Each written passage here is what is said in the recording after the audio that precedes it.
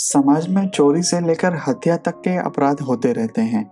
जिस अपराध की शिकायत दर्ज की गई है, उसे सुलझाने के लिए पुलिस कड़ी मेहनत करती है। कुछ अपराधों को सुलझाना पुलिस के लिए चुनौती बन जाता है। ऐसा मामला जहां किसी जगह से डेड बॉडी मिलती है, लेकिन इंस्पेक्शन के बाद डेड बॉडी का कोई सुराग नहीं मिलता है। इसे ब्लाइंड मर्डर केस कहते हैं। आज की कहानी भी कुछ ऐसी ही है। अहमदाबाद में जो ठंडी पड़ती है, वैसी ठंड मुंबई में नहीं पड़ती है। 1 दिसंबर 2019 की सुबह दर्जनों मुंबईकर गुलाबी ठंड में माहिम के समंदर किनारे पर टहल रहे थे। यह देखकर कि कहीं से एक सूटकेस किनारे पर आया है, वो सभी वहां जमा हो गए। सूटकेस में क्या होना चाहिए और हमें क्या करना चाहिए, इस पर डिस्कशन शुरू हो गई। क्या पुलिस के डर से स्मगलर्स ने सोने से भरा ये सूटकेस समंदर में फेंक दिया होगा? क्या सूटकेस में नोट होंगे? क्या हमें खोलकर देखना चाहिए? ऐसी डिस्कशंस के बीच एक इंसान ने कहा कि सूटकेस में ड्रग्स या गांजा हो सकता है, हमें इसे खोलने का रिस्क नहीं उठाना चाहिए। आखिरकार पुलिस को बुलाया गया। पुलिस की जीप आ गई। जब दोनों कांस्टेबल्स सूटकेस खोल रहे थे, तो हर कोई क्यूरियोसिटी से देख रहा था। सूटकेस खुला तो पुलिस समेत सभी लोग दंग रह गए। सूटकेस में एक लाश थी, लेकिन इसे पूरी लाश नहीं कहा जाता। उस सूटकेस में सिर्फ 2 कटे हुए हाथ और 2 पैर ही थे। हालांकि बॉडी और सिर नहीं था, इसलिए यह पता लगाना मुश्किल था कि डेड बॉडी किसकी है। हालांकि उन हाथ पैरों को देखकर पता चल गया था कि ये हाथ पैर किसी लेडीज के नहीं, बल्कि किसी जेंट्स के हैं। पुलिस ने सूटकेस को कब्जे में लेते हुए आसपास के सभी पुलिस स्टेशनों से पूछा कि क्या हाल ही में किसी इंसान के लापता होने की एक भी शिकायत आई है। ऐसी कोई शिकायत नहीं आई थी, इसलिए पुलिस का फोकस सूटकेस पर ही था। हत्यारे ने टपकते खून को रोकने के लिए उसके कटे हाथ पैरों के नीचे पुराने कपड़े डाल दिए थे। उसमें एक तौलिया था, लेकिन उससे कोई निशान नहीं मिले। नीले रंग का एक डिजाइन वाला स्वेटर था, इससे भी कोई सुराग मिले ऐसा नहीं था। इसके अलावा एक शर्ट थी। दर्जी ने शर्ट के कॉलर पर अपनी दुकान का टैग चिपका दिया था। पुलिस के लिए यही आशा की एक लौती किरण थी। लेबल पर लिखे पते के मुताबिक दर्जी की दुकान कुर्ला इलाके में थी। क्या दर्जी को पता है कि यह शर्ट किसने और कब बनाई? क्या उसे उस ग्राहक का नाम याद होगा?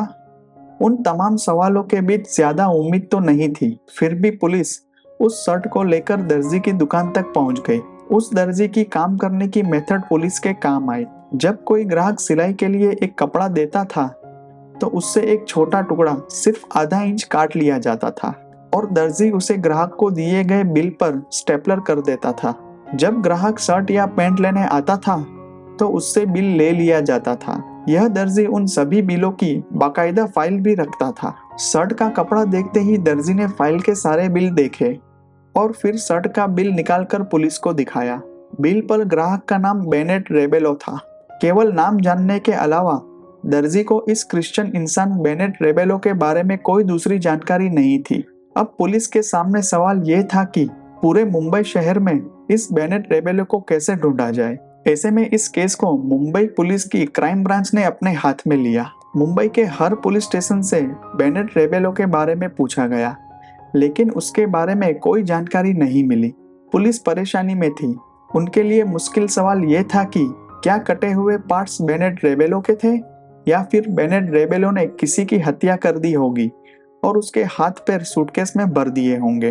क्राइम ब्रांच की एक टीम ने फेसबुक पर बेनेट रेबेलो के नाम की जांच शुरू की। दर्जनों बेनेट में से हमें अंत में एक बेनेट मिला, जिसने एक फोटो में स्वेटर पहना हुआ था, वही स्वेटर जो सूटकेस में उसके हाथ और पैरों के साथ था। बेनेट रेबेलो एक म्यूजिक टीचर था। उसका पता भी मिल गया, लेकिन सवाल यह था कि क्या बेनेट की हत्या हुई थी या बेनेट ने किसी की हत्या की थी। जब पुलिस बेनेट के घर पहुंची, तो घर पर ताला लगा हुआ था। आसपास पूछने पर उन्होंने बताया कि बेनेट कई दिनों से घर पर नहीं आया है। जब पुलिस ने पूछा कि बेनेट के साथ घर में कौन रहता है, तो पड़ोसी ने कहा कि बेनेट की पत्नी की कुछ साल पहले मौत हो गई थी। बेनेट के साथ 18-19 साल की बेटी रहती थी और अब बेटी रिया भी गायब है।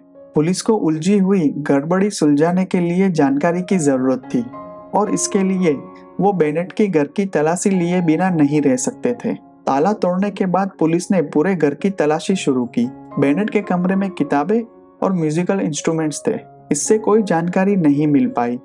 उसकी बेटी रिया के कमरे में उसकी पढ़ाई की किताबें और कॉपीज उसके मेज पर थी। पुलिस ने इसके पन्ने पलटे। एक मोटी नोटबुक बाकी सभी नोटबुक से अलग थी, इसलिए पुलिस ने उस पर ज्यादा ध्यान दिया। वह रिया की डायरी थी।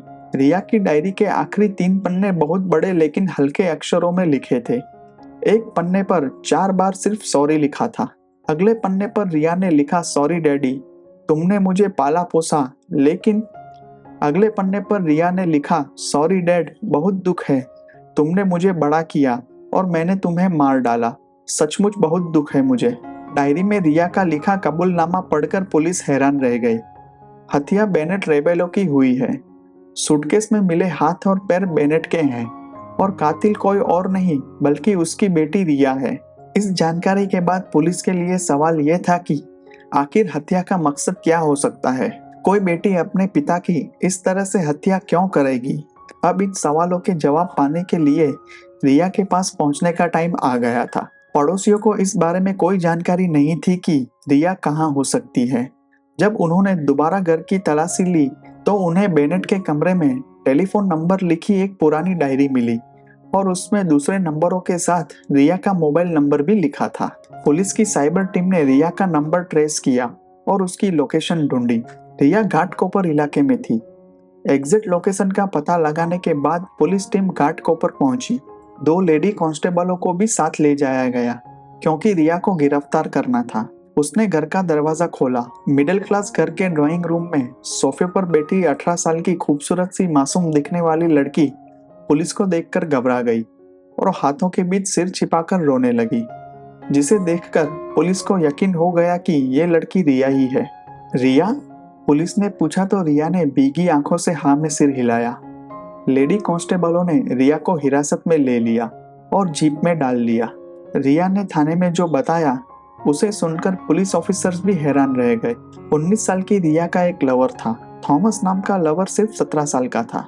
रिया थॉमस को अपना दुख बताती और अपने दर्द के बारे में बताती और सॉल्यूशन पूछती है।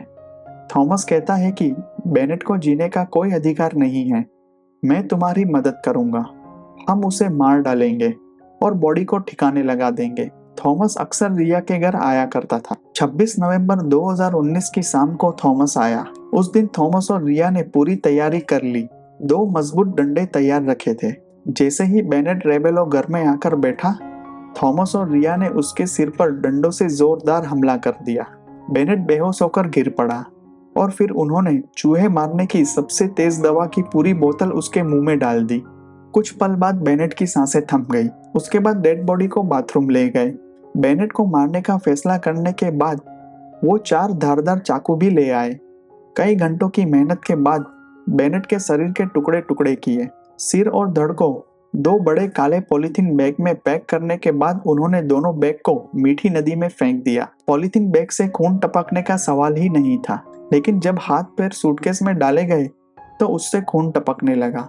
अगर सूटकेस से खून के धब्बे निकलते दिखाई दे तो उसे फेंकने में परेशानी होगी।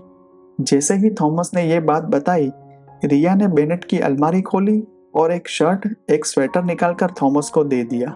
नया तौलिया भी दिया। खून निकलने से रोकने के लिए हाथ और पैरों को स्वेटर, शर्ट और तौलिए में लपेटा जाता है। अपना दर्द बताते बताते रिया फिर से रो पड़ी। बेनेट मेरा सगा बाप नहीं था। उस कपल को कोई औलाद नहीं थी, इसलिए उन्होंने मुझे अनाथ आश्रम से गोद ले लिया। जब तक मेरी माँ और बेनेट की पत्नी घर में रही, मुझे कोई परेशानी नहीं हुई। मैं बहुत खुश थी। अपनी पत्नी की मौत के बाद कुछ टाइम तक बेनेट का बिहेवियर अच्छा था, लेकिन पिछले 6 महीने से वो बेचैन रहने लगा था। पिता बनकर उसने मेरा शारीरिक शोषण करना शुरू कर दिया। वो रोज रात को मेरे कमरे में शराब पीकर आता था। मैं हाथ पैर जोड़कर मना करती, फिर भी वो नहीं सुधरा। जब ये सब बर्दाश्त के बाहर हो गया, तब मैंने थॉमस को सारी बात बताई। उसने मुझे सॉल्यूशन दिखाया और मेरी मदद की। गोद ली हुई तो क्या हुआ, मैं उसकी बेटी थी। अपनी बेटी के साथ ऐसी हरकत करने वाले को मारने का कोई अफसोस नहीं है। रिया से पता मिलने के बाद पुलिस ने थॉमस को भी पकड़ लिया और जुवेनाइल कोर्ट को सौंप दिया। इन बच्चों ने कभी सोचा भी नहीं था कि कटे हुए हाथ पैरों से टपकते खून को रोकने के लिए सूटकेस में शर्ट और स्वेटर डालते टाइम शर्ट और स्वेटर ही खोज की पहली कड़ी बन जाएंगे जो पुलिस को उन तक ले जाएंगे।